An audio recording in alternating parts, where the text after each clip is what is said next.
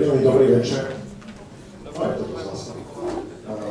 Vítam vás dnes na našom stretnutí, ktoré sme si dovolili zorganizovať pri príležitosti blížiaceho sa termínu uzavretia mostu cez Malý Dunaj.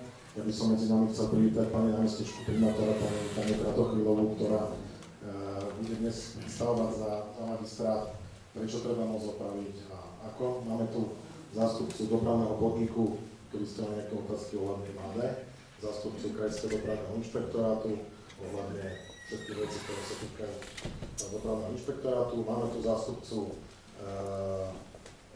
projektanta, ktorý vám vysvetlí, prečo takýmto spôsobom sa to bude realizovať. Máme tu pána starostu Slovenských Biskupíc, lebo sú medzi nami aj Biskupičania.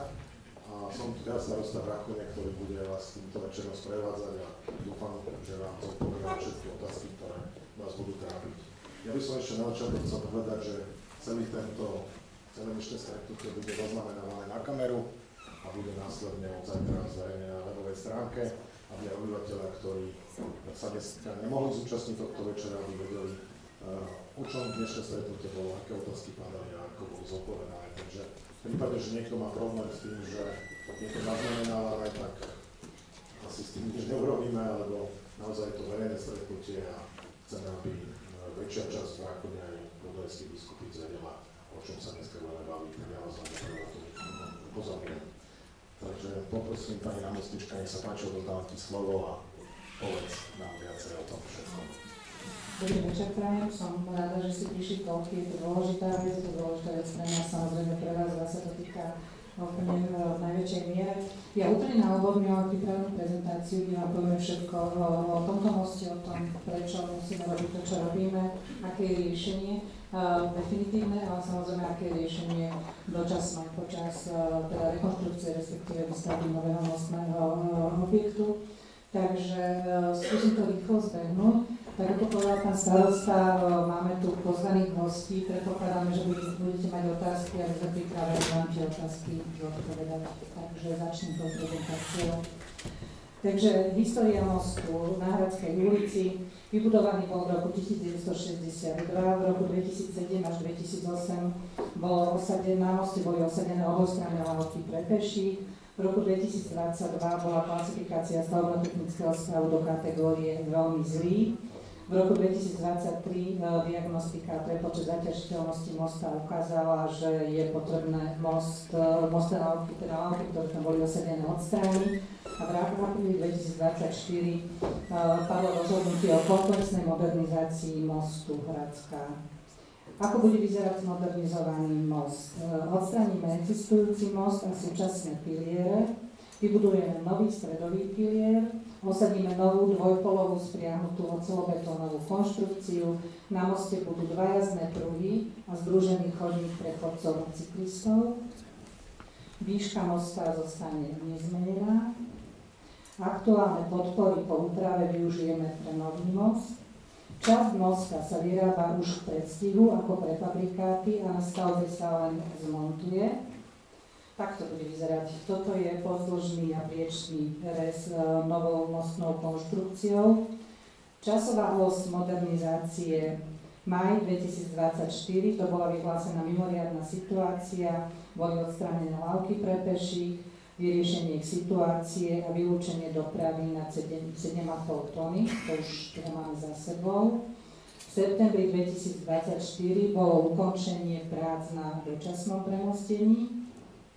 V októbri 2024 bolo dokončenie Energomosta, to je vlastne most, na ktorom boli osadené inžinierské siete, ktoré boli dovtedy teda na tom moste, ktorý sa musí zdemontovať. V novembri 2024, teda bola tá samotná prekladka, 28. novembra 2024, a preto sme tu práve teraz a dnes, bude uzatvorený most Hradská na čas realizácie jeho modernizácie.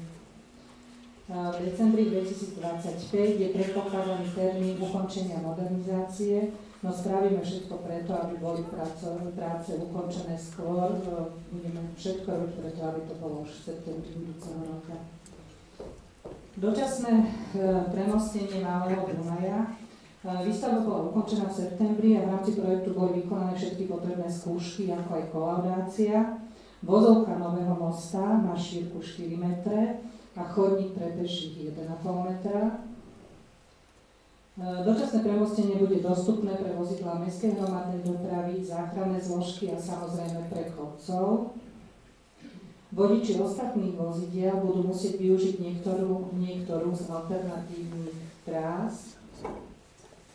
Cyklisti budú môcť využiť modrý cyklomost alebo prejsť po dočasnom premostení pešo, to znamená, že pešo a bicykel teda budú tlačiť, samozrejme. No, takto vyzerá situácia dočasného premostenia Malého Dunaja. Ten súčasný stav, to čo je teraz prekrížené, to je ten most, ktorý sa bude odstráňovať, kde sa bude stavať nový a dočasné premostenie pod ním tá červená užšia konštrukcia. Tak to vyzerá. To je zobrazenie toho dočasného premostenia. Predpokladám, že viacerí z vás, možno aj všetci ste tú konštrukciu už videli. Tak keď nie, tak ešte to je fotografia. Čiže to je samotná vozovka a to je aj tá chodník pre peších. No a od začiatku myslíme na to, aby malo uzatvorenie mosta čo najmenší vplyv na dopravu. Na plánované zmeny malo zásadný vplyv čítanie dopravy, ktoré ukázalo viacero faktorov. Po moste na Hradskej prejde počas dňa v každom smere približne 10 000 vozidiel. To máme teda aj štatistiky, kolegovia, ak budú otázky k tomu, samozrejme vedia potom povedať viac, ale máme teda riadne ščítanie dopravy. Avšak približne 7,5 až 8 000 z nich prichádza zo smeru Roztočná, Odeska alebo Vinohradnícka, teda z obcí mimo Bratislavy. Nepredpokladáme, že cieľovou destináciou vodičiek a vodičov prichádzajúcich z okolia Bratislavy je Vrakoňa. Z toho dôvodu budeme tieto vozidlá smerovať na využitie inej trasy, napríklad D4R7, ktorá je dnes už bez poplatkov. No a ideme na odchádzkové trasy. S usmerňovaním dopravy budú v prvých dňoch po realizácii zmien pomáhať aj mestskí policajti. Dopravnú situáciu po uzatvorení mosta samozrejme budeme pozorne sledovať a v prípade potreby sme pripravení realizovať zmeny alebo úpravy, ktoré prispejú k zabezpečeniu čo najväčšieho komfortu Bratislavčanov, ktorí využívajú most na Hradskej ulici. No, takto teda vyzerá tá situácia. Dočasné premostenie bude dostupné pre vozidlá mestskej hromadnej dopravy, pre záchranné zložky a chodcov. Cyklisti môžu využiť nedaleký modrý cyklomost. Pre osobné vozidlá bude dostupný most na Popradskej. Vodičom smerujúcich z alebo do okolia Bratislavy odporúčame využiť D4R7. No a ako budú vyzerať dochádzkové trasy, to bude asi najčastejšia otázka dneška. Alternatívna trasa pre osobné vozidlá je teda vyznačená touto modrou. Zelenou je pre cyklistov, znamená to 3 minúty dlhšie alebo 750 metrov ďalej. Zmena organizácie dopravy v križovatke Komárovská, Podunajská, Vrakonska bude vyzerať takto. To znamená, že tieto smery budú dočasne uzatvorené. Povolené smery sú bledomodré. Zachovaný smer, z toho je to jasné, že to sú povolené a zachované smery. To, čo nebude povolené, sú tie dva červené, priame červené prepojenia z Podunajskej na Komárovskej. No, čiže dočasne zrušíme prejazd z Podunajskej na Komárovskú ulicu a opačne. Z Komárovskej a Podunajskej ponecháme v smere na Vrakunsku práve odbočenie. Vrakunská bude prejazd na rovnako ako doteraz. Po uzatvorení mosta očakávame výrazný nárast vozidiel jazdiacich po Vrakunskej a Podunajskej ulici. Obmedzením križovania Vrakunskej tak zmiernime zdržanie, ktoré v tejto lokalite bude vznikať. Chceme takisto predísť tomu, aby si vodiči skracovali jazdu využitím Komárovskej a následným tranzitom cez Kazanskú. No a tu máme napojenie na Roztočnú. Takže tu máme uzatvorený most, dočasný zjednosmernený úsek okrem autobusov, to je ten červený vyznačené, obchádzková trasa číslo 1, obchádzková trasa číslo 2. To, prečo sme to takto navrhli, vychádza z toho, že 75 až 80 vozidiel prechádzajúcich cez most na Hradskej prichádza z okolitých obcí. Predpokladáme, že Vrátkoňa nie je cieľová destinácia týchto vodičov a z toho dôvodu dočasne zakážeme odbočenie na Rastočnou smer centrum, úseku po parkovisko pri jazdeckom areáli pre vozidlá okrem mestskej hromadnej dopravy. Vozidlá prichádzajúce z okolia Bratislavy tak budú smerované na využitie obchvatu B4R7. Toto by bolo zhruba všetko, zhrnuté také základné informácie o tom, čo sa tu teraz v krátkej dobe bude diať, hlavne aj to, že prečo sa to bude diať. Naozaj nemali sme inú možnosť, nie je iná možnosť, ako teda ten most riešiť jeho rekonštrukciu alebo modernizáciu spôsobom, akým som to uviedla. Samozrejme sme tu teraz preto, aby sme si vás vypočuli, aby sme nás odpovedali otázky. Tak ako povedal pán starosta, máme tu zástupcu dopravného podniku, krajského dopravného inšpektorátu, máme tu projektanta, máme tu kolegov zo sekcie správy a údržby ciest, takže sme k dispozícii. Neviem, pán starosta, ty budeš kladať otázky? Teda, dávaj mikrofón. Ďakujem veľmi pekne, pani námestnička. My si sadneme. Ja sa budem snažiť to moderovať, poprosím, aby sme pristupovali korektne k otázkám, aby sme nejakým spôsobom si nenadávali, držali to v nejakej slušnej rovine. Každý, kto sa prihlási, vyvolám a naša asistentka podá mikrofón. Povedzte na mikrofón tú otázku kvôli tomu, že sa to celé nahráva, tak je bol zabezpečený zvuk, aby každý potom počul aj otázku aj odpoveď. Ešte chcela som teda doplniť informáciu, že je to pán starosta podľa tých vystúpiť, ja som aj zabudla, nechcela som to robiť. Ďakujem veľmi pekne, takže poďme asi k tým otázkam, nech sa páči. Takže poprosím mikrofón.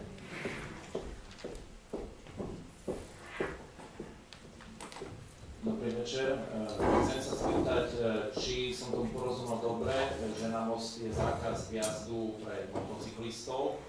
Ak áno, je na to nejaký špeciálny dôvod a pokiaľ to tak je, že nerozumiem tomu úplne, že prečo, pretože ak zídem z toho motocykla, stávam sa chodcom, môžem použiť teda ten chodník pre chodcov, alebo teda by som mal ísť po tej ceste. Čiže chcem sa opýtať, či ste na toto mysleli a či je to nejako riešené. Ešte predstavím našu kolegyňu pani Čibovu, ktorá je správkyňou inžinierských objektov v Bratislave.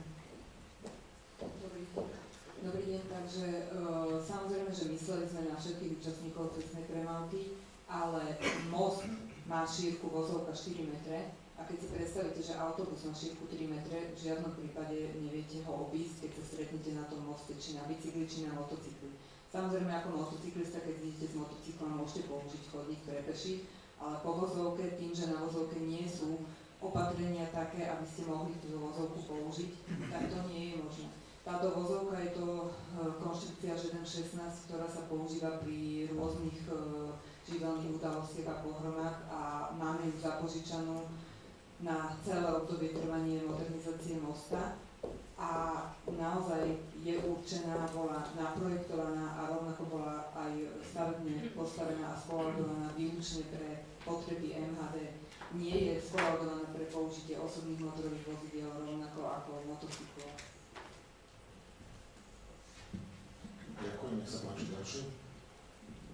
A ruka hore, nech sa páči. Mikrofón poprosím pre pána.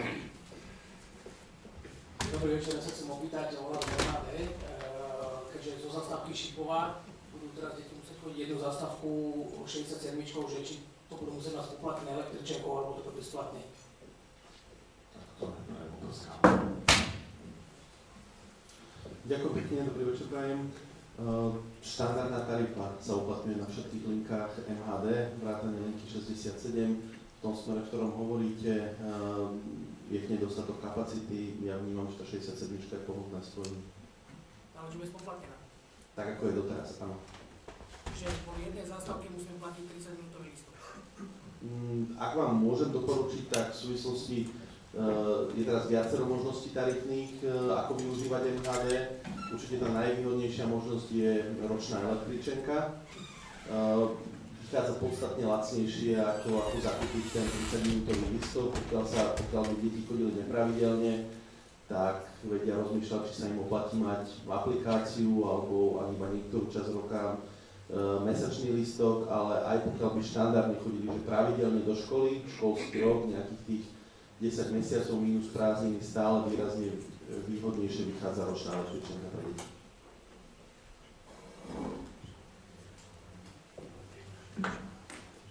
Dobrý deň, Most pri Bratislave. Ja by som sa chcela spýtať starostka. My sme sa už stretli, pán starosta, a rozprávali sme sa asi niekedy v auguste, kedy sme boli aj s viacerými starostami na vašom stretnutí. A mali sme starostka, tu je aj z Malinova, tu sme boli aj z Miloslavova, aj z iných obcí, kde sme si hovorili, no sme si slúbili, že sa budeme nejako navzájom ďalej informovať. A mňa celkom prekvapili na obchádzkové trasy, kde teda obchádzkové trasy sú vytvorené len pre obyvateľov mesta Bratislavy. A pekne to bolo niekoľkokrát spomenuté, že z okolitých obcí len traverzujú alebo len prechádzajú. Ale neviem, či to máte niečím podložené, ale to ma v podstate ani nezaujíma. Nič menej tí ľudia chodia do Bratislavy, keďže toto bolo prezentované ako projekt mesta Bratislavy, ktorí sem chodia. A či už z Mostu, z Malinova, zo Zálesia, alebo z okolitých obcí, ktorých ste tu teda povedali, že väčšina chodí z Mostu, alebo teda z okolia Bratislavy, tak tí ľudia sem chodia, predsa len prechádzajú a chodia z mesta Bratislavy, chodia tam niečo robiť, nechodia sa len tak voziť. To znamená, mňa by zaujímali obchádzkové trasy, ktoré sú práve pre okolie, a či to bolo aj konzultované napríklad, tak ako som sa dopytovala aj v auguste so správou Ciest Bratislavského samosprávneho kraja, pretože my sme členmi a súčasťou samosprávneho kraja. A zaujímalo by ma, aké teda alternatívne trasy, ktoré sú pre našich ľudí pripravené, pretože mnohí aj možno idú do tej Brakune, mnohí idú do Podunajských Biskupíc, to je otázka určite aj z Miloslavova. Čiže mňa by toto zaujímalo, aké sú tieto náhradné trasy pre nás a akým spôsobom to bolo odkonzultované, možno že aj so správou Ciest. Pretože tu by som tu tiež očakávala, aby tu bola medzi pozvanými, neviem, či ste ich pozývali alebo nepozývali, ale tu bola moja taká prvá myšlienka, alebo tá vec, keď sme sa stretli v auguste, že som hovorila, že či je to konzultované napríklad aj so správou Ciest BSK. Ďakujem. Nemyslím si, že to bolo konzultované so správou Ciest BSK. Komunikovali sme dnes s pánom Halobicom, šéfom dopravy, máme trošku inú tému. Ja by som chcel povedať, že my nerobíme teraz, my robíme nevyhnutnú vec. My robíme niečo, čo musíme urobiť preto, aby sme teda zabezpečili bezpečnosť ľudí, ktorí používajú túto trasu, a my ten most musíme opraviť. Tie náhradné trasy, ktoré sú navrhnuté sú tie, ktoré jediné sa dajú použiť. My vieme odkloniť cestujúcich alebo vodičov teda na D4, R7, tak ako to bolo povedané, nie je už ani spoplatnená a neexistuje iné riešenie tých ciest alebo riešení nie je toľko, aby sme si mohli vyberať. Takže toľko ja viem na to odpovedať. Situácia je taká, že tak ako to aj bolo uvedené v tej prezentácii, že je to plánované zhruba na rok, kolegovia, aj teda možno projektant nám potvrdí a hlavne zhotoviteľ, že sa všetci budeme snažiť ten termín skrátiť, ale žiaľ situácia je taká, technická infraštruktúra, keď je v takom stave, v akom je, podlieha zásadnej rekonštrukcii a bez týchto uzavierok sa to urobiť nedá. To je moja odpoveď. Neviem, či ešte niekto chce niečo na to povedať. Tak poďme ďalej.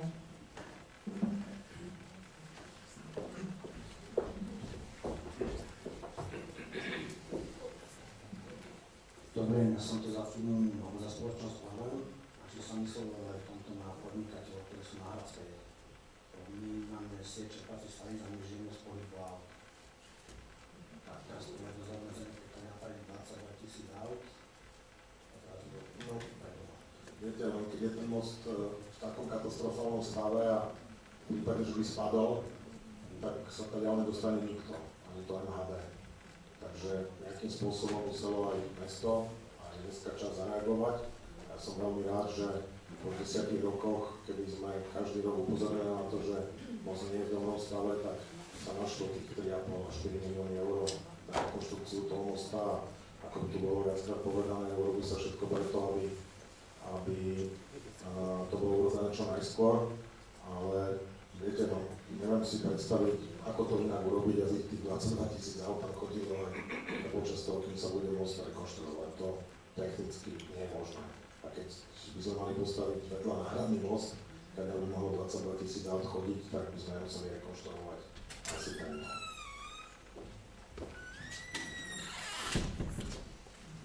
Dobrý večer. Mňa by zaujímalo, že či budú nejako posilnené spoje, najmä 78, či budú nahradené krátke spoje do limity 78 a či budú chodiť teda všetky k tomu Slovenskému národnému divadlu, lebo myslím si, že je nás dosť, ktorí by sme chceli nechať auto ten rok doma a prestúpiť na tú ročnú električenku. Otázne je, či sa vôbec dostaneme do autobusu. Lebo ja si myslím, že to urobí kopec ľudí, ktorí sem cestujú, nechajú auta vo Vrakuni a budú pokračovať na rečku ďalej. Ďakujem. Ďakujem za otázku. Aktuálne vychádzame z toho, čo vidíme v autobusoch, ako sú vyťažené, kým 78, ktoré idú k novému SND, klubové autobusy majú relatívne slušné vyťaženie, tie posilové 78 skrátené po električku, tie majú dostatočnú kapacitu, tam aj počas ranej špičky sú voľné miesta na sedenie. 67 s výnimkou nejakého jedného v odzovkách študentského spoja vyzerá podobne, voľné miesta na sedenie počas celého dňa. To znamená, za dopravný podnik viem povedať tú flexibilitu v tom, že v prípade, že by kapacitne nepostačoval či už interval alebo kapacita vozidiel, tak vieme na to zareagovať. Určite v prvom rade v prospech niečoho po električky na astronomickej. Aby ste aj rozumeli, z finančného hľadiska či už dopravca alebo objednávateľ si dnes nevie dovoliť všetky 78 predložiť k novému SND. Je to tak nákladné, že neviem o tom, že by teda v rozpočte boli takéto prostriedky. To, čo dokážeme variovať, je práve tú kapacitu v tej podstatne kratšej trase medzi Vrakuňou a Astronomickou. Zároveň vnímam možno, že jeden prvok, a vplyva to aj z tej prvej otázky, že predpokladáme, že študenti a deti budú v protismere špičky využívať tento most, to znamená obyvateľia ulice Hradskej zrejme pôjdu za školskými zariadeniami práve do mestskej časti Vrakuňa za Malým Dunajom, čiže pôjdu proti špičke, kde tie spoje MHD vracajúce sa naspäť na sídliske sú takmer úplne prázdne, takže tam kapacitný problém určite nebude, ale my vieme slúbiť, že z tých ščítačov, ktoré 70% vozidla MHD máme, vieme relatívne rýchlo postrehnúť, že koľko ľudí sa presunulo. V neposlednom rade ja si nemyslím, že každý bude sledovať absolútne len tú pôvodnú rovnakú trasu cez most a obyvateľia Podunajských Biskupíc alebo Vrakune majú taktiež veľmi slušné a rýchle spojenie v podobe trolejbusovej linky 71. Z niektorých častí sa dá dokráčať, z niektorých častí možno na 2 zastávky doviesť, ale tam sú nasadené dvojklubové trolejbusy, kde tá kapacita vďaka ním je podstatne vyššia, ako bola takto pred rokom. Ale tá Vrakunská ulica bude upchatá tými vozidlami, ktoré niekade musia ísť, takže tam sa nedostane ani ten trolejbus a ten krátky pruh pri ľudí mu je úplne zbytočný. A čo sa týka 78, poprosím do mikrofónu, aby aj tí ľudia, ktorí to budú pozerať, aby počuli tú otázku.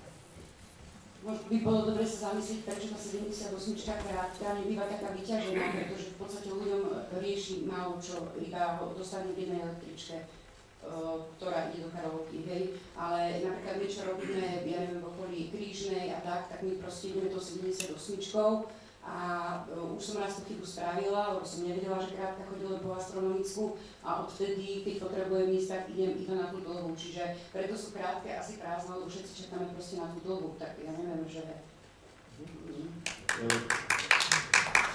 K tomu viem, my to máme vyčíslené, koľko sú to náklady, rádovo predĺženie 78-iek k novému SND aj tých krátkych, keby všetky mali teda jazdiť novému SND, tak je to ročná cenovka zhruba 650 000 eur. 650 000 eur len tak jednoducho nájsť v rozpočte, vidím tu viacerých kolegov z hlavného mesta, nemyslím si, že len tak ide.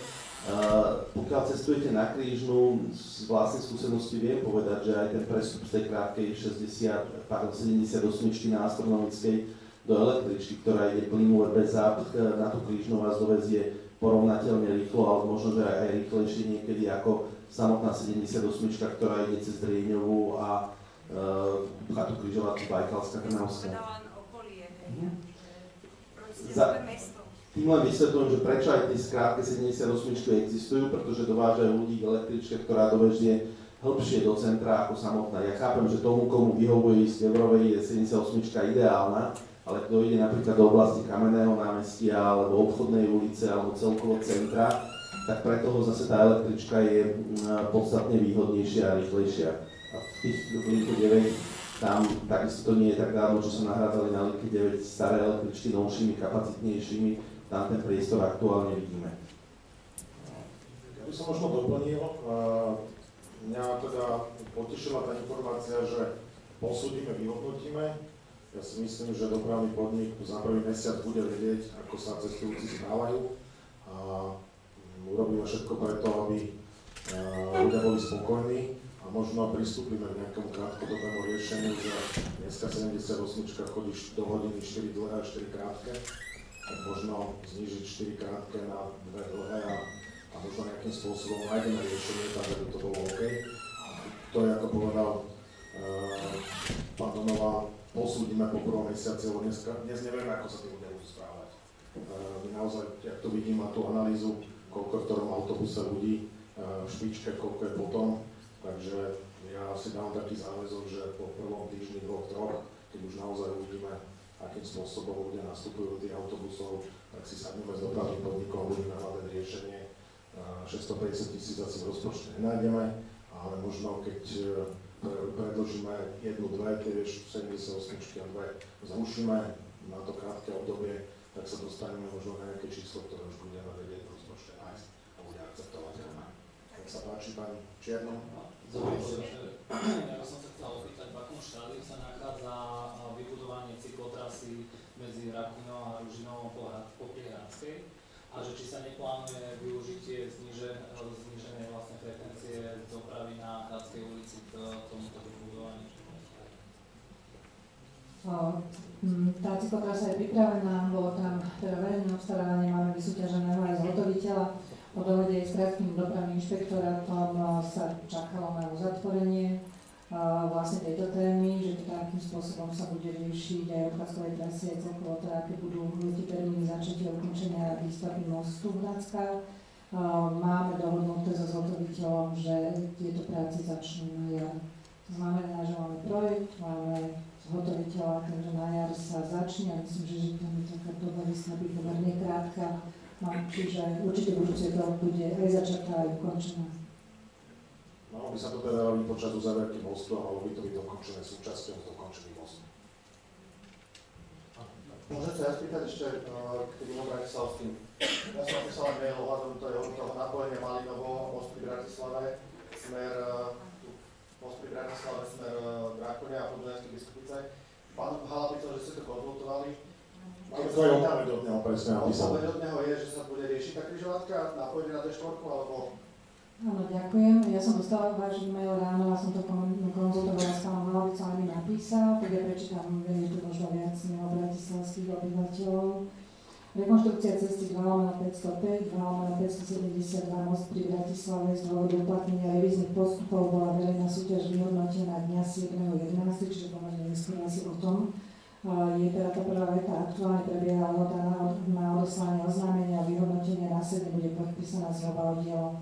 Na predmetnú stavbu bola vypracovaná projektová dokumentácia rekonštrukcia cesty 2/572 most pri Bratislave Studené kilometry 15, 208 a tak ďalej, na ktorú bolo vydané ohlásenie stavebných úprav okresným úradom v Senci, projektová dokumentácia, ktorá má podklad pre vyhlásenie verejného obstarávania v súlade s projektom a tak ďalej. Z realizáciu predpokladáme od apríla 2025, takže vy ste, ja som vám teraz čítam pán Mačúva, hej, teda vám odpovedáme teraz na to. Takže ty, pán správne chápe, že to bude presne v súbehu, hej? Bude to čiastočne v súbehu, áno. No to nebude čiastočne úplne v súbehu. Znamená, všetci obyvateľe Malinova, Zálesie, most, Nová Dedinka a to všetci na tomto cestou môžu teda očakávať, že sa dostanú buď do zadky jednej alebo do zadky druhej. Podľa toho, čo mi hovoril pán Halabica do telefónu, takže sa veľmi snažili to predstihu urobiť. Nie je to, nechcem ho teda takto hodnotiť, mám hodne oficiálnu odpoveď, ktorú som vám teraz prečítala. 2 roky to má na stole. Dobre, čiže keď sa spýtam ešte raz, čiže odbočenie nebude, všetci z tohto smeru môžu ísť akurát tak buď na Podunajskej Bystrici na železničnej ceste, alebo na Brakoniu na Kruhač a tam sa postaví do jednej zápky alebo z druhej zápky, áno? Na Brakoniu na Kruhač sa nedostanete, pretože z Rastočnej bude priamy smer zakázaný, bude povolený výlučne pre autobusy. To znamená, že... Na Hradsku nie však, ale pôjdete tým pádom smerom akože smer Gagarina. Stále vás to bude vrácať naspäť na Odesku. Tam pôvodne sa to riešilo tým spôsobom, že hlavná trasa na obchádzku je určená po Kazanskej. To znamená, že Kazanská, keď idete dnes ráno po Kazanskej, tak Kazanská má ešte kapacitu poňať tie vozidlá, ktoré sa budú vlastne musieť vrátiť z tej Rastočnej, prípadne teda pôjdu priamo. Ale tam je problém ten, že budú tam obchádzkové trasy vyznačené tak, aby sa vozidlá, ktoré naozaj nepotrebujú ísť do Vrakuňa ani do Podunajských Biskupíc, aby vyšli dole na diaľnicu D4 a pokračovali po diaľnici D4. Buď na prvú križovatku pri Rovinke, alebo prípadne, ak títo ľudia idú do Petržalky, pokračovali po D4.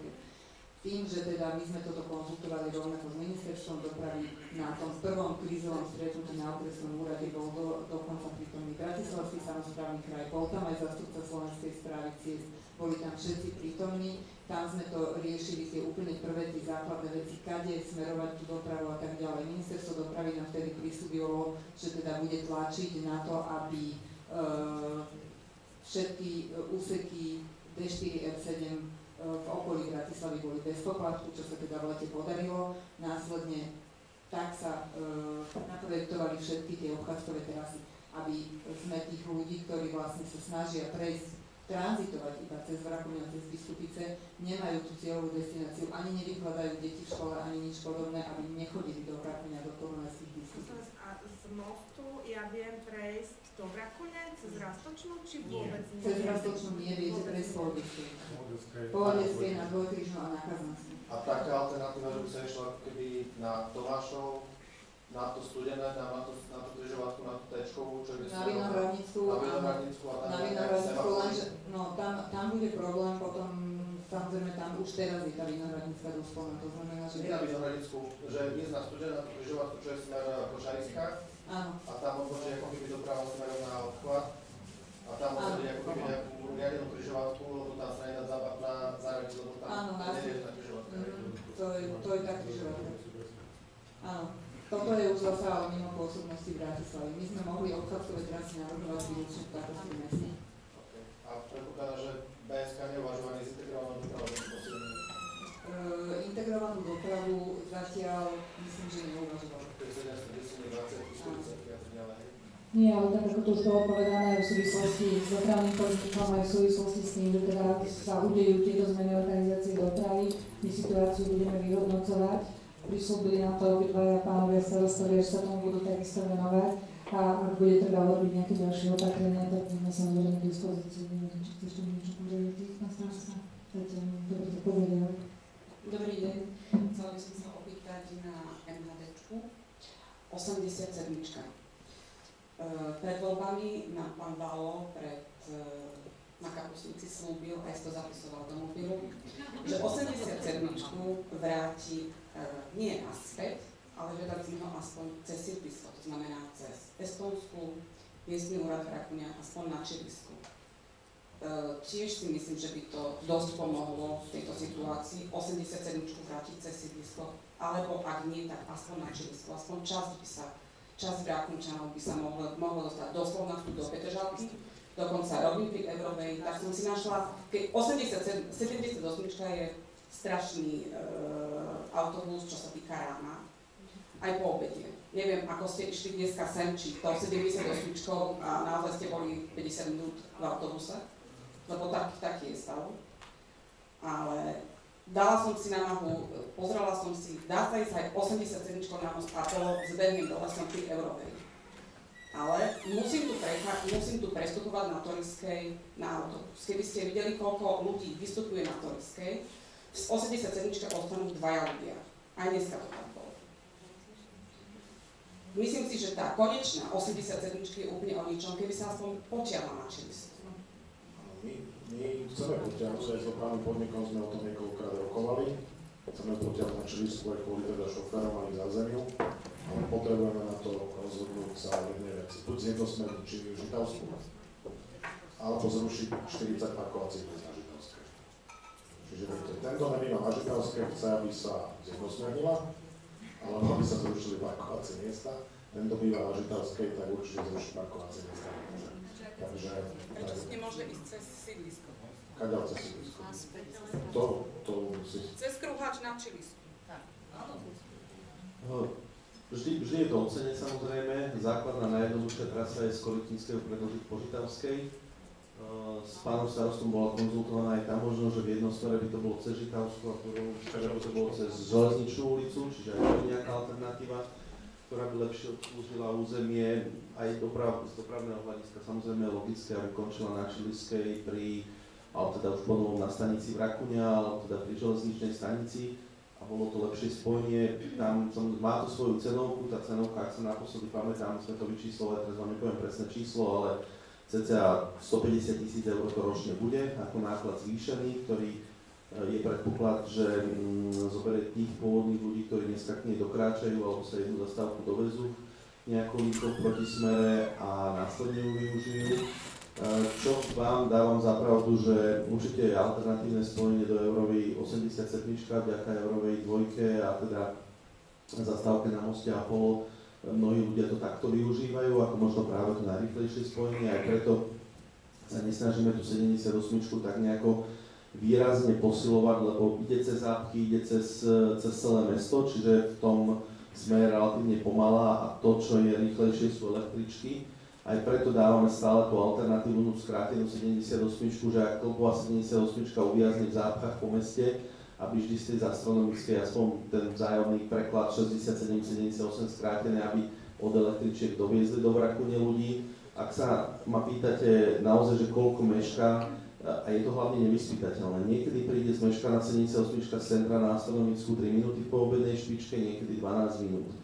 Ani to nie je o tom, že pondelok, útorok, streda, že sa to líši, to je od spoja k spoju sa to líši. Vyslovene, ako sú tie lokálne zápky, ako vychytá svetla.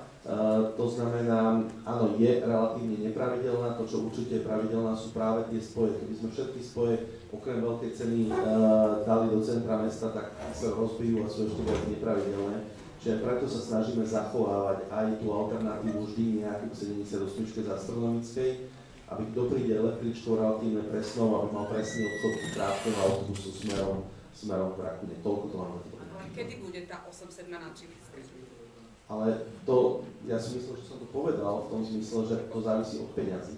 To nie je rozhodnutie, že dopravný podnik sa rozhodne a my sprevádzkujeme linku a my ju niekde predĺžime. Ja som povedal dopravný názor, povedal som, že to dáva logiku z viacerých strán, ale v rámci obmedzených možností rozpočtových mesta sa musia určovať priority. Takže, a nestačia len tie priority, ale treba k tomu aj tú súčinnosť mestskej časti, buď v tom zmysle, že teda buď to jednosmernenie alebo riešenie parkovacích miest. Takže neviem naozaj na toto odpovedať dátumu.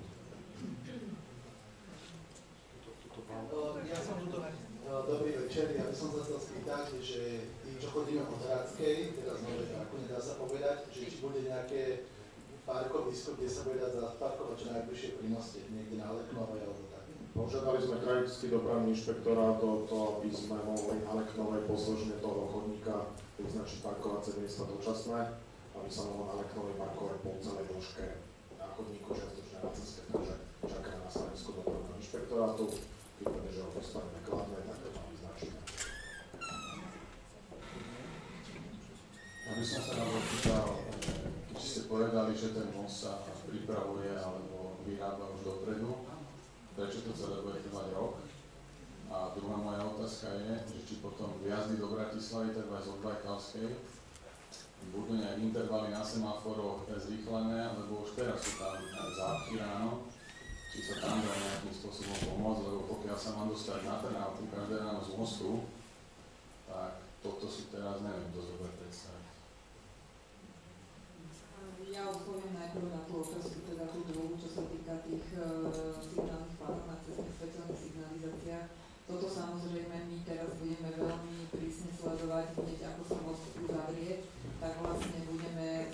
všetky križovatky, kde nám zrastie počet automobilov, budeme pozerať prejazdné časy, budeme pozerať všetky tieto veci a v čase reálnom budeme reagovať. To znamená, že nie je vylúčené vôbec, že sa budú upravovať signálne plány križovatiek tých, teda ktorých sa to bude týkať, kde vznikne nejaký problém. A čo sa týka toho premostenia, tak vám odovzdám slovo. Čo sa týkalo tej výstavby a možno nazviem to prefabrikácie, nebolo myslené tak, že už teraz vyrábajú, sú rôzne obstarávania a procesy, ktoré následujú. Je to myslené tak, že keď vy uvidíte, že most sa búra a budú sa tam betonovať piliere v toku a ostatné veci, tak zatiaľ niekde vo výrobe bude prebiehať už výroba, rozsová konštrukcia a podobne, že tie procesy budú prebiehať súčasne s tým cieľom, aby sa výstavba čo najviac skrátila. Ale nie je to nemyslené tak, že by už teraz niekto vyrábal tú konštrukciu.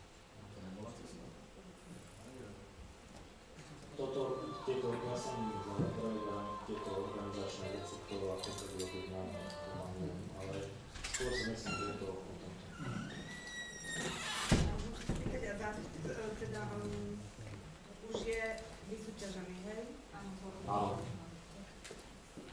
V podstate, nejaké začnú búrať, začnú vyrábať konštrukciu a všetko ostatné, aby tú dobu skrátili.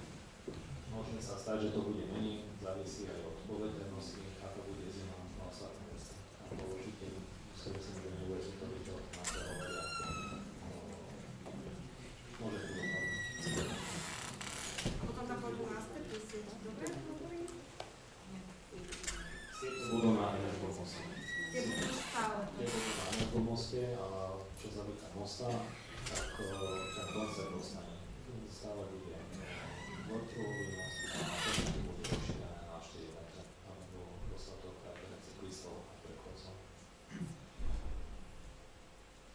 Dobrý deň.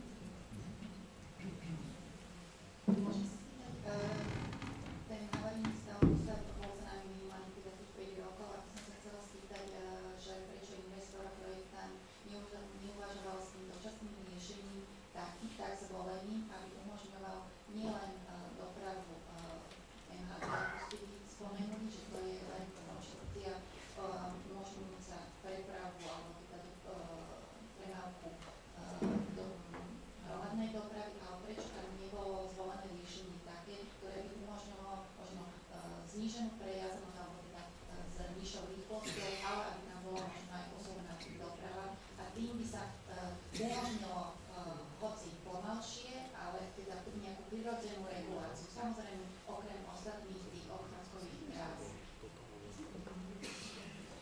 Áno, čo proste presne jedným smerom, prípadne ja by som tak na to odpovedala, už tu zaznela viackrát tá odpoveď, ktorá sa týka financií.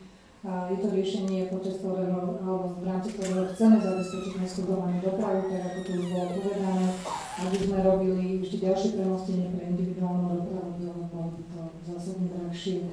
Je to dočasné riešenie a veríme tomu, že tie obchádzkové trasy, tak ako sú navrhnuté, vyriešia problém individuálnej dopravy, hovorím o dočasnom riešení.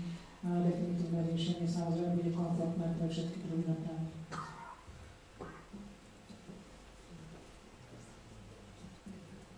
Ja by som sa chcel spýtať ohľadom tej mestskej hromadnej dopravy. Bavíme sa len o dopravnom podniku Bratislava. Máme tu Arivu, ktorá chodí linkami 710, 720, 730, 740 na autobusú stanicu Nivy, 730 chodí na astronomickú. Tieto linky sú zahrnuté tiež v mestskej hromadnej doprave. A druhá otázka ešte, hovoríme o energomoste. Ja na tom energomoste doteraz vidím len plyn. Neviem, ešte tá veľká voda natiahnutá a sú tam nejaké 2 optické káble a tieto sa nebudú prekladať. Preto kolegyňa hovorí, že vie na druhú otázku, ale na prvú odpovedať tak Miška. Takto. To, čo tam vidíte momentálne, je dočasná konštrukcia, je to dočasný energomost.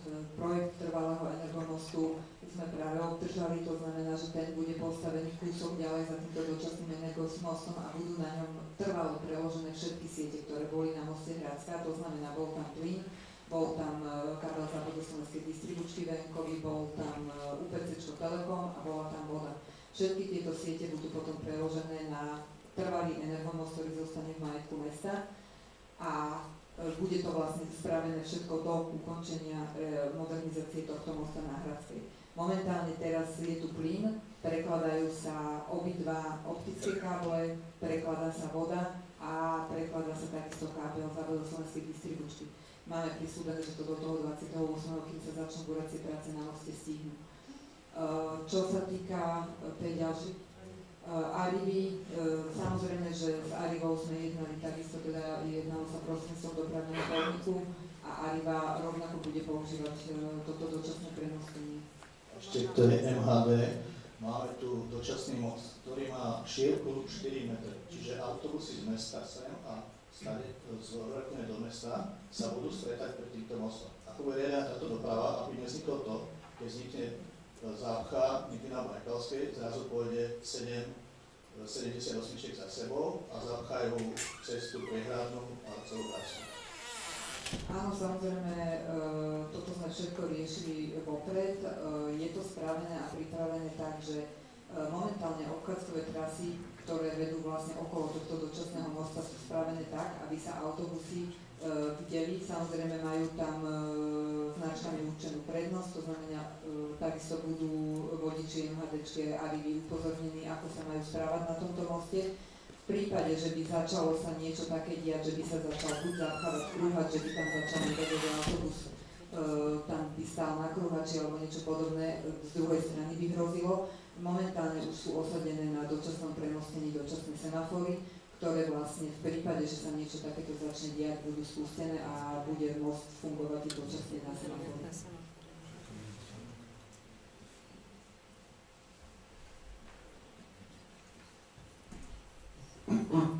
Dobrý večer, ja by som sa chcel spýtať nejaké výnimky, ja som si žiadal teda výnimku, ale bolo mi povedané, že žiadne nebudú.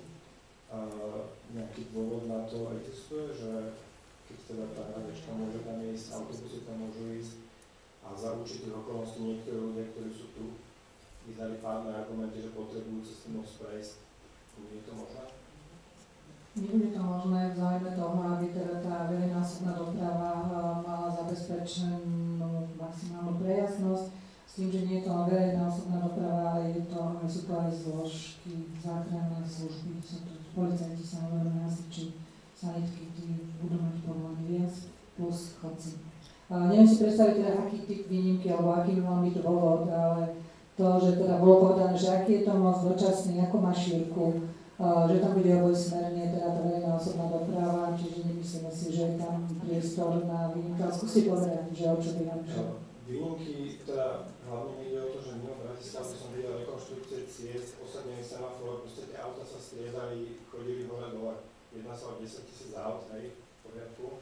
A my čo bývame na tej Hradskej, ja dieťa odveziem tam, dieťa odveziem späť, akože toto sú práve tie veci, ktoré hovorím, že vyriešia všetkým tú situáciu, ale ako, neviem, ako naozaj na ten krátky úsek, čo potrebujem prejsť a tiež sa budem dostať do práce a do škôlky a do školy a to sú veci, hovorím, ako to teraz nechcem riešiť môj dôvod, ale mňa zaujíma to, že prečo nemôžeme, hej, ako keby dať niektorým ľuďom výnimku, keď ten semafor si tam osadiť dá aj pre bežných ľudí. Tiež vozím dieťa z Priehradnej na oproti Pentagonu a ja ho tam donesiem, hej, dajme tomu cez tú Gagarinku, ale náspäť zbytočne ja budem blokovať ľudí, ktorí chodia do práce. No, nemyslíme si zatiaľ, že by sa toto malo riešiť. Vôbec to nevieme predstaviť, ale dôvodom je to, že aký je prístup na ten dočasný most, kadiaľ to vedie, že sú tam proste okolo Malého Dvora, určite promenády a tak ďalej. Nie, nepočítame s tým, že výnimky takéhoto typu, zatiaľ teda nepočítame so žiadnymi výnimkami, tak je to určené dopravné značenie. Ide hlavne o to, že mám povinnosť teda chodiť deti nosiť do školy, do predškoly, do školy a tak ďalej. Mám na to určite limitovaný čas, kedy to musím stihnúť. A dnes mi to trvá 25 minút. Keď robíme toto, čo spravíme, tak použijem MHDčku, ale neviem, či to stihnem, hej, akože mne to príde celé také, že dosť nákladné. Jediné, čo môžeme teraz povedať, že samozrejme vyhodnotíme tú situáciu, môžeme sa na to pozrieť, či tam nie je nejaká rezerva, ale ja momentálne si to nemyslím. Máme teda dáta, máme údaje, a to rozhodnutie bolo práve kvôli tomu, aby bol komfort pre verejnosť a dopravu. Mohla by som predsa na takéto odozvy, alebo mohli by ste zriadiť napríklad nejakú špeciálnu mailovú adresu na to, napríklad vo Vrakuni. Teraz neobudem za seba, ale práve za tých ľudí, ktorí majú takéto presne, že krátkodobú dojazd a ktorí strojnásobí dĺžku času, ktorý strávia a budú obmedzovať ostatných účastníkov dopravy. Či by sa mohlo dať tak, že obyvateľov v Rakune, ktorí by si tam mohli požiadať, a som zatiaľ zvážili, len možno to videnie, možno i televízia, ale nehovorili, že by ste to vyhodnotili. A že bolo by to napríklad nejaké označenie, ktoré by bolo, ako napríklad pri koncertoch alebo niekde, kde mali vajnory alebo takí, čo mali vyslovene označenie na možnosť prejazdu. A to takéto, keby malo, nehovorím, ak prejde v Rakúčanom 2000 jedným a druhým smerom z vašich pozorovaní, ak to bolo možno do 200 ľudí alebo 200 aut, ktoré by boli vámi vyhodnotené, že áno, tak tých 200 aut možno pomôže, že nebude blokovať ostatnú dopravu. Mohli by ste aspoň na týmto uvažovať, keď už sú škodky? Vôbec teda nehovorím na seba, alebo to niečo vybájko. No, ja vám zopakujem to, čo už som povedala, naozaj to bolo zvážené, máme dáta, máme to spočítané, autobus tam bude chodiť každé 4 minúty, ale tak ako som povedala, môžeme sa napríklad v januári na to pozrieť, stretneme sa so starostami, oni situáciu určite budú sledovať a neviem, či by v Rakúne alebo Podunajské Biskupice mali mať takúto adresu, je to vlastne akcia mesta, tak potom sa môžeme baviť o tom, že podnety by vyšli smerom k nám. Potom ešte požiadka pán Kravčík, že kontrola by bola veľmi obťažná, by sa to zneužívalo, takže, ale hovorím, nevieme si to veľmi predstaviť, ale v každom prípade berem na vedomie túto požiadavku zo strany obyvateľov a môžeme sa v januári o to porozprávať. Ďakujem. Ja mám jednu otázku, kedy v okolitých obciach môžeme od vás očakávať nejakú informáciu, pretože s nami nekomunikujete, nemali sme nič a dnes je 18. novembra, teraz ste nám povedali, že 28. novembra zatvoríte most a my nemáme pre našich občanov žiadne informácie.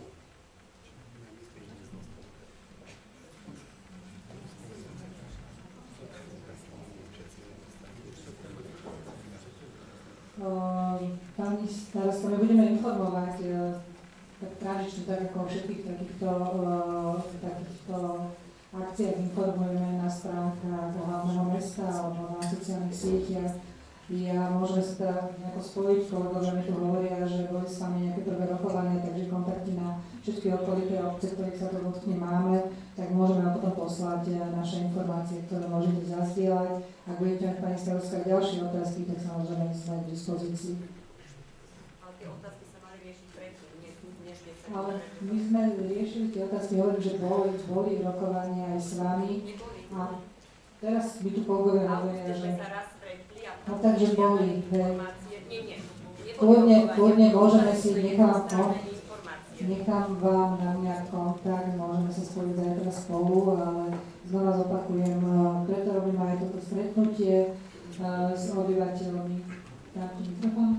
A preto robíme dostatočne skoro, máme prezentáciu a opakujem, robíme štandardným spôsobom vždy komunikáciu o takýchto akciách. Tak toto bude výhľadkou a dám ešte mikrofón pánovi starostovi Milošu. Dobrý večer, Brian. Táto situácia, ktorá tu je, myslím si, že nikoho z nás neteší a nikto z nás ho ani nespôsobil. Snažíme sa nejakým spôsobom vyriešiť. Bolo stretnutie v lete, kde boli zavolaní všetci starostovia okolitých obcí. Z 10 pozvaných prišli 5 alebo 6. alebo 4 dokonca.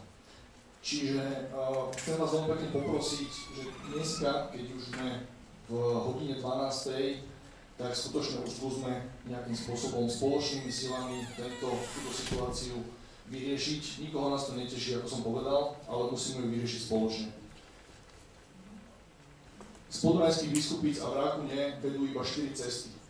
Jedna je most Hradská, ktorý sa zbúra o chvíľu, Druhá je most Popradská, ktorá je takisto, povedzme, že v nelichotivom stave a preto to musíme spoločnými silami nejakým spôsobom zvládnuť, lebo o rok, o dva sa môže podobná situácia zopakovať na moste Popradská, po ktorom jazdí ešte viacej aut. Tretia cesta je cez Slovnaft a štvrtá je obchvat. Čiže žiaľ musíme tie cesty nejakým spôsobom začať využívať. My sme obchádzkové trasy spoločnými silami navrhovali a budeme sledovať, akým spôsobom sa tá doprava vyvíja. Žiaľ, tá Kazanská a ulica Svornosti je asi najširšia komunikácia v tomto celom hneď po obchvate. Skutočne je potrebné, aby sa ten obchvat začal využívať, pretože pokiaľ sa nebude využívať a všetko, čo v tých Biskupiciach sa zaštupuje, tak budeme aj my musieť nejakým spôsobom robiť ďalšie obmedzenia, čo by sme neradi. Už dneska sú naplánované ďalšie obchádzky, ktoré v prípade, že sa tá situácia tak zhorší, že jednoducho bude tá doprava stať, budeme ich musieť použiť. Čiže skutočne, že skúsme informovať, zajtra pôjde oficiálna informácia o tom, čo sa tu dneska nejakým spôsobom odkomunikovalo a skúsme si všetci nejakým spôsobom nájsť nejaké cesty, aby sme sa, tí, čo chodia do mesta, aby sa nimi dostali. Ďakujem pekne. Dobrý večer, ja by som mala otázku na zástupcu pána túto z dopravného podniku. Prosím vás, cestujú títo ľudia aj vlakom, aj z Rádskej, čo sú pred Kruhačom, aj za Kruhačom, aj moje kolegyne, aj obyvateľia mestskej časti Vrakuňa, aby ste Ružinova, alebo ako to teraz všetci asi nazývajú. Chcela by som od vás poprosiť, viete zmeniť aspoň harmonogram, čo sa týka napojenia autobusov na vlakové spojenia? Prispôsobte to, prosím vás, lebo je nepochopiteľné, že stojí autobus 67, 732 a 735 alebo 38 ide vlak a nemáte šancu to stihnúť. A potom tam stojíte až do 8.06. Ďakujem za postreh. Prosím, definujte mi naozaj ten smer, pretože na jednej strane ľudia z regiónu z BSK prichádzajú do Bratislavy vlakmi a vystupujú či už na stanici Biskupice a k tomu je prispôsobovaná 70 alebo na stanici Vrakuňa, odkiaľ je hustý interval trolejbusov. Ak niekto cestuje aj protismerne, že zo sídliska Vrakuňa sa vozí k vlaku, toto zatiaľ vždy bol slabší smer, ale chápem, že nová blízka zastávka zrejme toto prináša. Čiže váš prípad, povedzte prosím, aký je váš prípad, čiže 67 sa dovážate z Hradskej ulice na stanicu Vrakuňa, aby ste išli a aby ste išli na Nové Mesto alebo do regiónu? Na hlavnú stanicu. Nové Mesto alebo hlavná stanica. Ďakujem za postreh. Pretože to mám za 15 minút.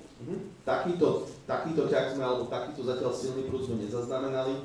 Vždy tie prispôsobenia sú práve v prospechu toho najsilnejšieho prúdu. Zatiaľ ja som vždy mal na to, že viac ľudí vystupuje na stanici Vrakuňa, ako nastupuje na stanici Vrakuňa do vlaku, ktorý smeruje na hlavnú stanicu.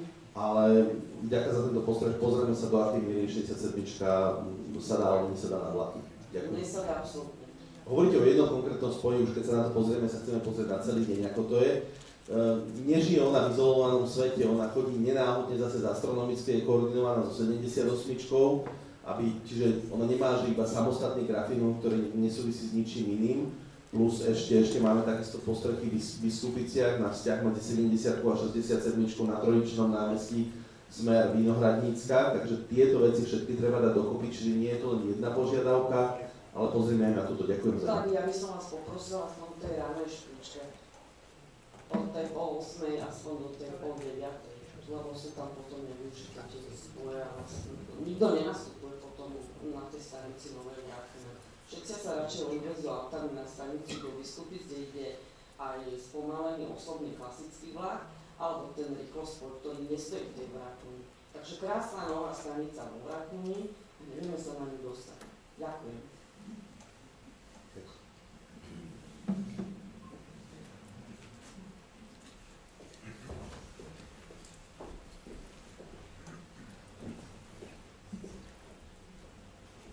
Môžem sa spýtať, prosím vás, že ohľadne tých výnimiek, žiadne výnimky pre bežných ľudí, chápem, čo sa týka napríklad vládnych činiteľov s rukačkami a diplomatických aut, i keď prejdú cez tento most aj na červenú, alebo na zelenú, alebo na oranžovú, ako sa to bude riešiť, to by ma fakt zaujímalo, či tam bude stať nejaký príslušník úbohy, ktorý ktorý nejakým spôsobom niečo vykonáva a my všetci ostatní pôjdeme do zápchy.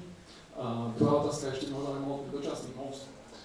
Koľko stál ten dočasný most, prosím vás, a po tom roku, čo sa s ním stane, či časť tých nákladov sa vráti alebo nie, a či tá cena toho mostu, keby boli možno 2, alebo keby bol širší, a tisícom ľuďom, či by to naozaj nestalo za to postaviť ten most širší, alebo proste postaviť vás. Dobre, tak ja vám môžem odpovedať na tú prvú otázku. Vozidlá s právom prednosti v jazde majú výnimku zo zákona, čiže oni ten most môžu využívať. Takže máme výnimky, áno? To je výnimka zo zákona, ak používate vozidlo s právom prednosti v jazde. Takže oni môžu chodiť, ako sa im zachce, áno? Vozidla s právom prednosti v jazde majú výnimku zo zákona. Ak budete mať vozidlo s právom prednosti v jazde oficiálne, ak budete mať k tomuto aj úpon, tak vtedy to môžete využívať, ak teda máte také povolenie.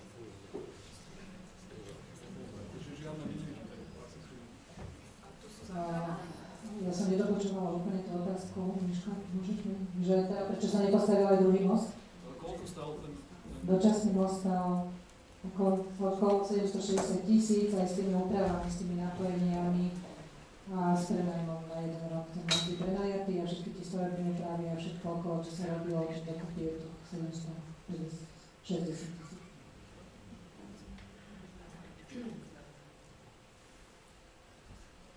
Bola tam aj iná alternatíva na možnosť inej konštrukcie, teda prenajatia inej konštrukcie, ktorá by... Nie, nebola. Pracovali sme so všetkými možnosťami, tam sú aj nejaké určite priestorové možnosti, takže iná alternatíva nebola. Ja by som bola veľmi rada, keby sme všetci, nie je to ľahká vec, tá príprava, rekonštrukcia alebo teda modernizácie tohoto mostu nebola ľahká.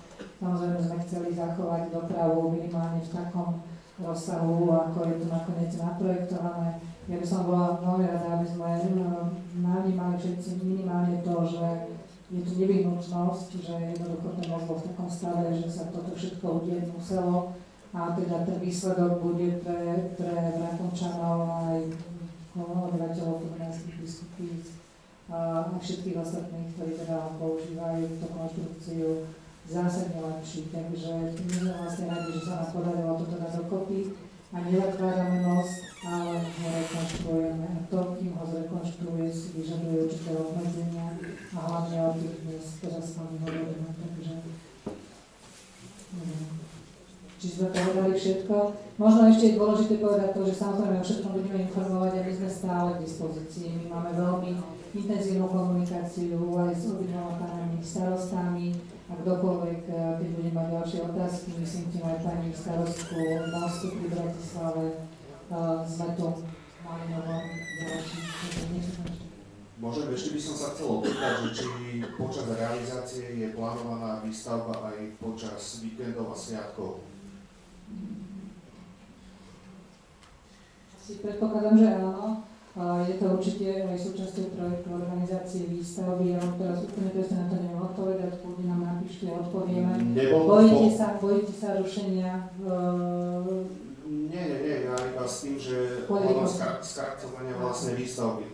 Ja predpokladám, že to tak nastavené bude, lebo naozaj máme taký cieľ, aby sa tá pôvodne stanovená doba výstavby zásadne skrátila. No ja si myslím, že vy ako zadávateľ súťaže, ako mesto, by ste mali vedieť, čo ste do tej súťaže dávali, ako to by mala byť jedna z podmienok. Nezadávali sme súťaž na toto. Máme vysúťaženého zhotoviteľa, ktorý má rámcovú zmluvu na meste, to znamená, že ideme podľa zmluvy, ktorú máme vysúťaženú už dávnejšie a všetky veci pôjdu presne podľa projektu. Zatiaľ sme s pánom starostom ani s ostatnými ešte nerokovali o tom, že teda, či teraz momentálne sa sústredíme na tie duracie práce na začiatok tej stavby. Keď sa začne stavať, určite budete informovaní o tom, či pôjde výstavba aj cez víkendy, cez sviatky, prípadne v nočných hodinách a tak ďalej. Ale vzhľadom k tomu, že sa jedná o zastávané územie, tak asi to tam moc nebude možné. Ešte otázka, keď to ide vlastne z tej rámcovej zmluvy, ktorú máte vysúťaženú, viete prezradiť, ktorá firma je to? Samozrejme, zhotoviteľom bude spoločnosť NBN.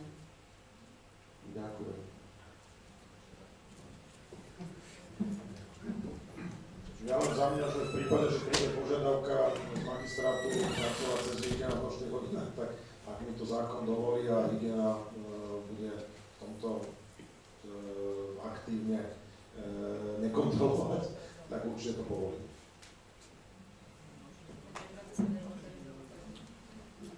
Ešte tam vidím pani starostku, máme mikrofón. Ja by som sa vám spýtal, že či garantujete dokončenie toho mosta do toho decembra, lebo akože 34 metrov robí peniaz na srdce, lebo pri tých krajinách to postavia 100 km diaľnica, takže to sa príde strašne neskutočne dlho. Takže či garantujete, že to v tom decembri 2025 bude hotový? Myslím, že áno, to môžeme garantovať, ale urobíme všetko preto, aby sa tam to vystrávalo.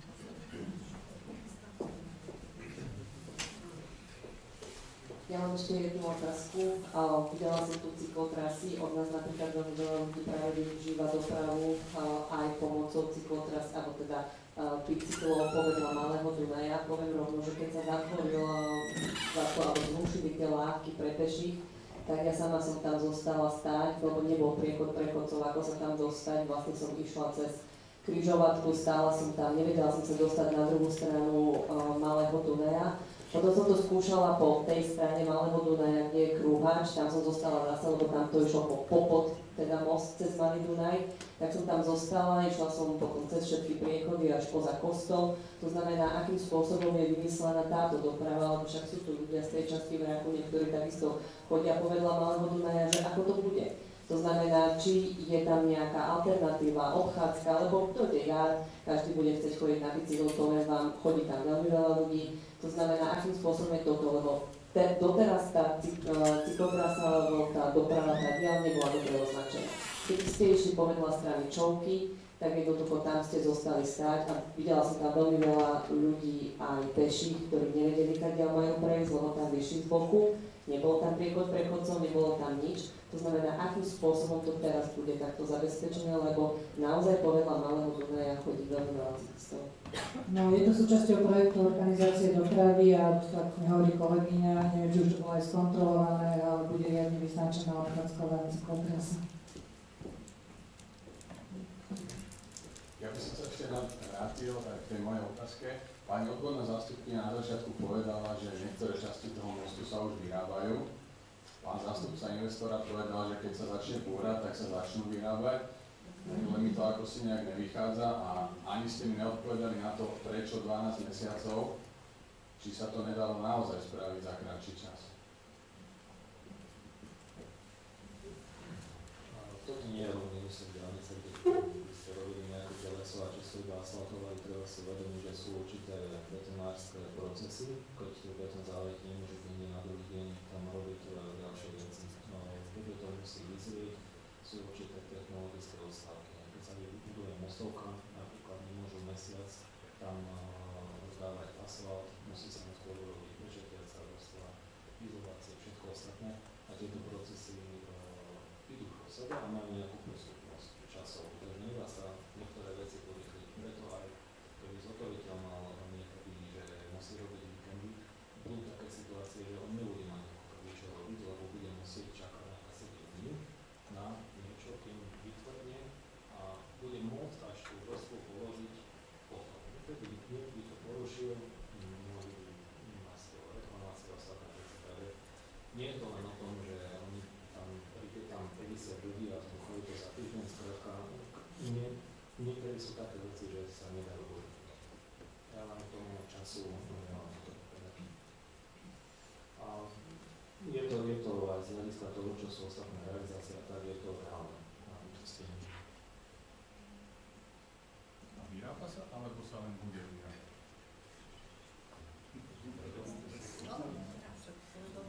To bolo trošku v tej prezentácii nešťastne uvedené. Jedná sa o prefabrikáty železobetónové, ktoré sa začnú vyrábať, keď sa bude robiť pilier. To znamená, že najviac času predpokladáme, že nám zaberie stavba piliera vo vode, ktorý sa bude musieť teda postaviť. A následne, keď sa začne pilier stavať, tak sa začnú vyrábať prefabrikáty, ktoré následne budú už len dovezené na stavbu zmontované. Zmontuje sa z nich mostovka, postupne sa bude dávať asfalt a ostatné veci sa budú dokončovať. Ale v tej prezentácii to bolo uvádzané kvôli tomu, aby sme vysvetlili ľuďom, že teda nebude sa na všetko čakať, nebude sa všetko robiť a tie procesy tak nasledujú po sebe a bude to všetko pripravené tak, aby to trvalo čo najkratšie. Nech sa páči.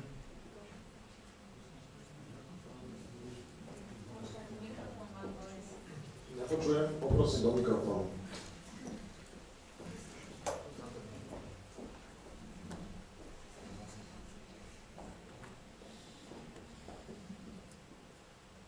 Prosím vás pekne, v akom stave sú tie dva mosty na Gagarinke? Lebo sú tak časovo podobné s tým Rakovským?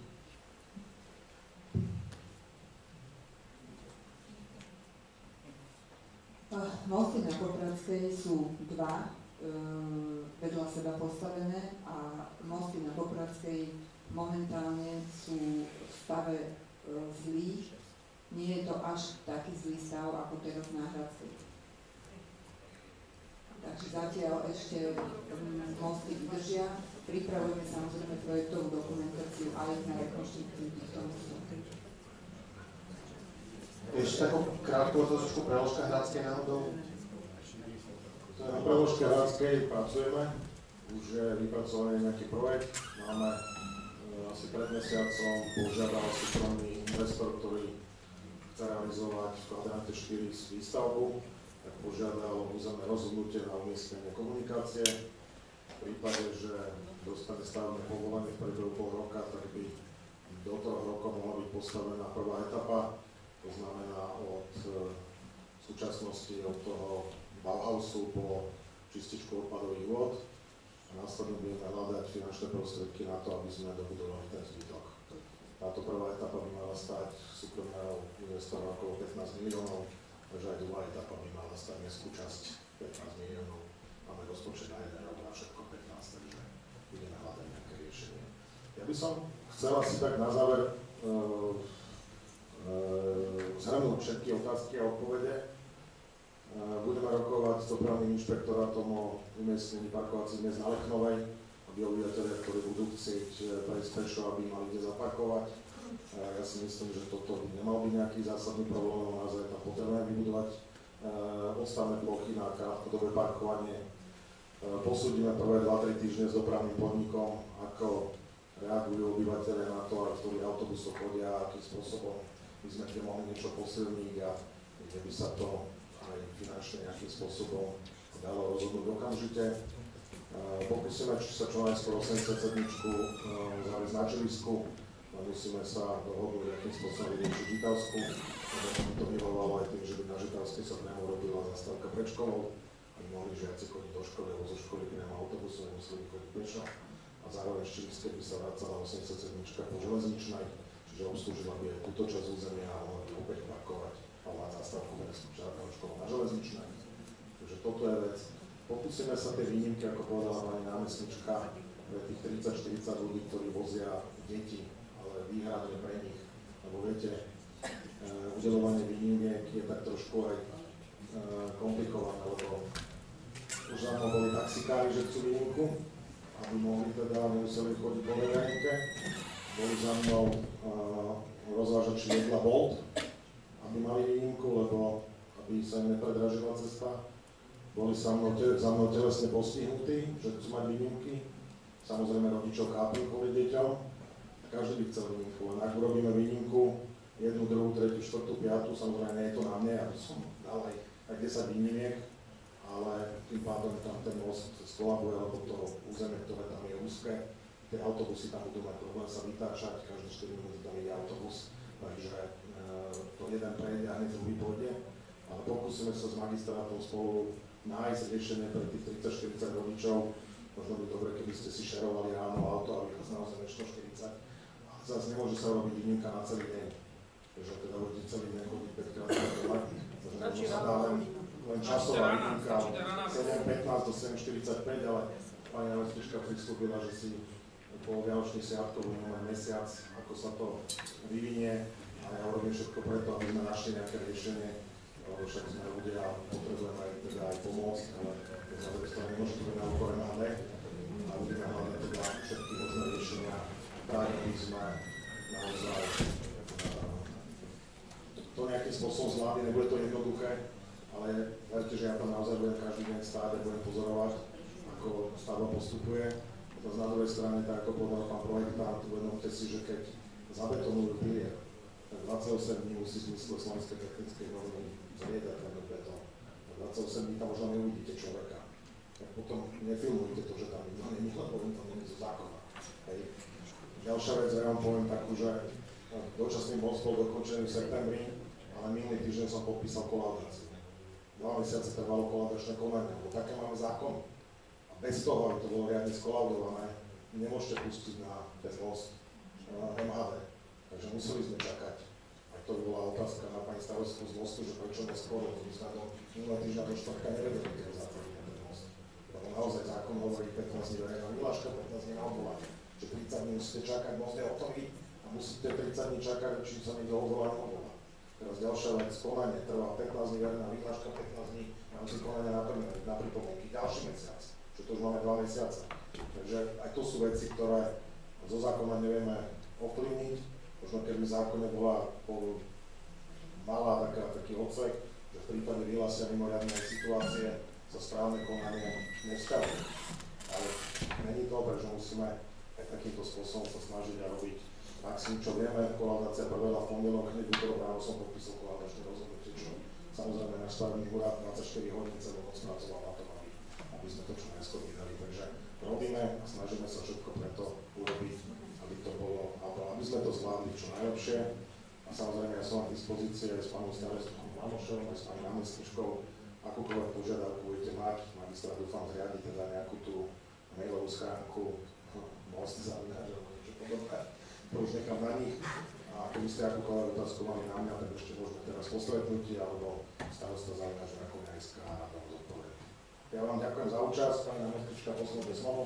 Ja len by som ešte doplnila tú odpoveď ohľadom toho stavu mostov, len pre informáciu, v meste Bratislava máme 200 inžinierských objektov, to sú podchody, lávky, mosty, z toho teda lávky a mosty sú 140, tie pravidelne v zmysle zákona podliehajú hlavným prehliadkám, čiže máme všetky mosty pod kontrolou, čoho dôsledkom je aj to, že tento most Hradská teraz upravujeme tak, ako upravujeme.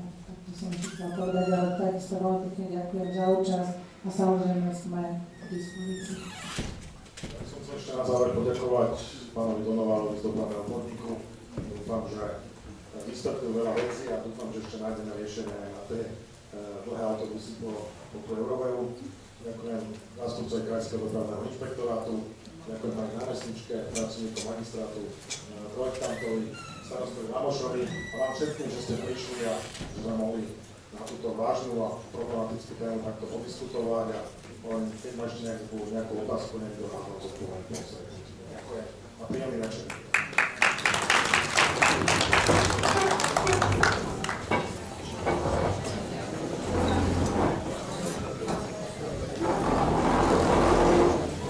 Sa nás učiť.